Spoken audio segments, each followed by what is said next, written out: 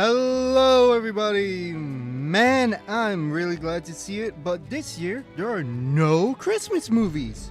So, I'm back for this video, and I'm really proud of this idea and how far I can take it. But welcome to the Christmas movies tier list ranking! Yes, I know it's January. Shut up.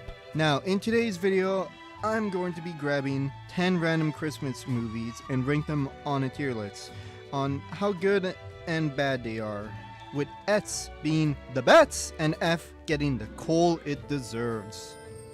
Now, with the intro out of the way, here are our 10 movies we are going to watch. The Family Man, Red 1, Alien Xmas, Jingle All the Way, Jack Frost, Nutcracker and the Four Realms, Four Christmases, Arthur Christmas, Secret Santa, and How the Grinch Stole Christmas. Woo! I'm excited for this. Now that everything is done, let's start with the first movie on our list. The Family Man is a pretty good Christmas movie. It's about Nick Cage, who, after breaking up with his girlfriend, he decides to pull the Sigma male grind set and work his way to the top of the ivory tower by selling women and scamming young men to be projecting homophobes. After 8 years of grinding, Nick Cage gets a call from his ex, but ignores it, not wanting to open up an old wound. But after a strange encounter with a mysterious man, Cage wakes up to find his life completely changed. Instead of his luxury apartment, he's now living in the suburbs? Ew! Now as a tire salesman, married to his ex, Kate, the woman he once loved but left years earlier, and raising 2 kids. At first, Cage is desperate to get his old life back. He struggles with the routines and the chaos of family life, but as days pass on, he begins to form genuine bonds with his wife and children, discovering the joy, love, and fulfillment he never knew he was missing. However, as a year goes by, Cage sees a mysterious man again and realizes he's going back to his old life. I mean, that's just so disappointing. I'm not going back. You understand me? Hey, relax, Jack. You can't do this. You can't keep coming in and out of people's lives, messing things up. It's not right.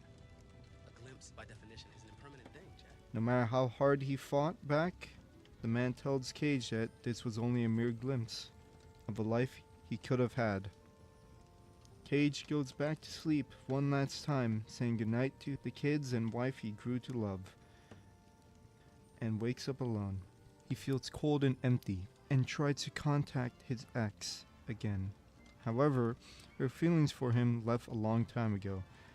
Right before she leaves in her plane to France, Cage runs after her and tells her about the dream, the same one she had before he left. She decides to stay and talk more, and as the camera rolls back, the film leaves us off with a hopeful feeling that these two may even eventually find the love they had for each other once again. The Family Man. It's a heartfelt holiday drama movie. It has quite a few good moments and has sincere heart in it. I'll give it a solid B, leaving it on the jolly tier. Now that we've seen how good married life is, let's see how bad the divorced life can be. Four Christmases is about a married couple who lies as much as it rains in Florida, with Vince Vaughn playing Brad and Emma Stone playing fix-back Gwen Stacy. Now with the newer Todd, Brad. Poor Peter Parker. They live a carefree life and don't celebrate Christmas with their families to try and avoid the chaos of both their divorced parents. While on their way to the airport to head to Fiji for the holidays, their flights get cancelled due to heavy fog, and they get caught in the lie on live television. And in order for them to make up to their families for lying to them for the past 4 years, they make the plan to visit all 4 sides of their parents, starting with the second bad family on the list, Brad's father's side. Redneck's Paradise! Here we meet the brothers of Brad and his father, a very much redneck man, and that's the brothers abuse Brad. They do some psychological damage by dead naming him. They keep up the torture, but Brad attempts to reason with the brothers with his feeble, liberal, no-no squared speech. But the Chads ignore his words and get a restraining order placed on them for attempted manslaughter. On to Gwen's mother's side, the worst one, the Cougar's Den. We see all of Gwen's aunts and grandma perv on poor Brad and learn about Gwen's childhood trauma that lasted for 7 years, where they would spray her with Windex for her cooties. Ouch. The mom, who is now sleeping with a pastor, decides to give a verbal gift giving instead of real gifts. Lame. So, we go around the whole room, hearing how Grandma wants to jerk off Grandpa more frequently, With my hand and with my mouth. and how the sister wants to get another kid, this time with birth defects. After Gwen gets puked on by the baby, the aunts tell the story about how she dated someone named Joe, as Gwen takes a pregnancy test out of curiosity, and it gets stolen from the little brat, forcing Gwen to go inside the bouncy castle. On her second win, she starts beating the shit out of the other kids. Hell yeah! And starts to tell the ugly truth about the marker. She peed on it. The kid didn't know. They then meet Pastor Philophile, who's looking for Mary and Joseph for their play. And so, unfortunately, Gwen and Brad get forced to get on stage. Brad takes it too serious, while Gwen gets her stage fright. And now we move on to Brad's mom's side and meet the betraying Betsy.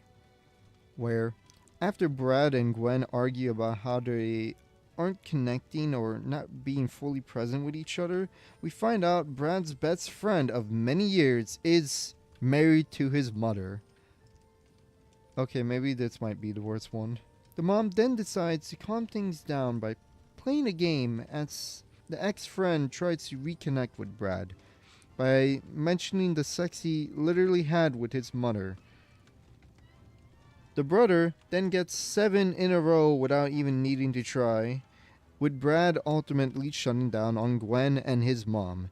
As they drive over to Gwen's dad's place, Gwen tries to talk and reason with Brad, but his dense head thinks she wants to apologize for the game, when in reality it was her talking about the pregnancy test. While it was negative, Brad gives not a good reaction towards the news, and while Gwen has grown to not be too against starting their own family, Brad stays adamant, and it causes a split between the two of them.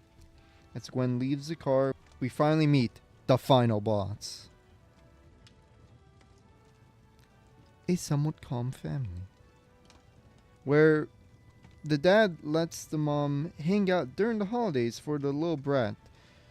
That's nice. And as Gwen leaves to be alone, the dad reveals how he always knew they kept online to avoid the holidays based on his own personal experience, and remarks on how much he regrets it. As Brad heads back to his dad's, he realizes in saying no to Gwen, he's just like his dad, which he does not want to be. So, he goes back to Gwen to say he does love her. And 1 year later, they get a kid without telling any of their families. And the same news lady from before shows up again to be a labor of bad luck again.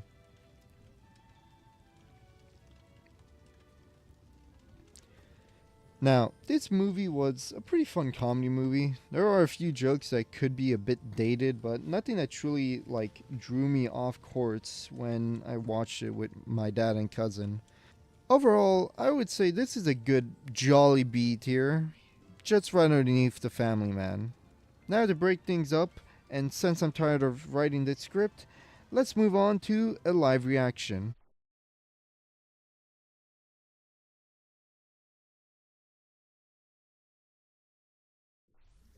Okay, so I realize I probably put too much on my own plate for me to handle this, and procrastinated way too much on this shit.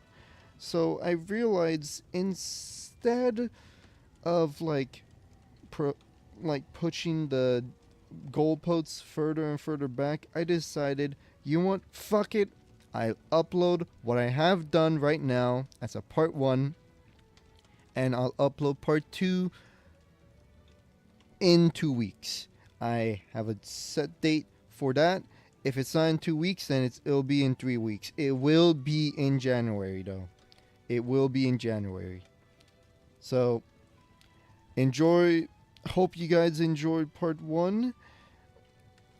Happy holidays, Merry Christmas, Happy Hanukkah, Kwanzaa widgets, and I know I'm fucking late. It is January.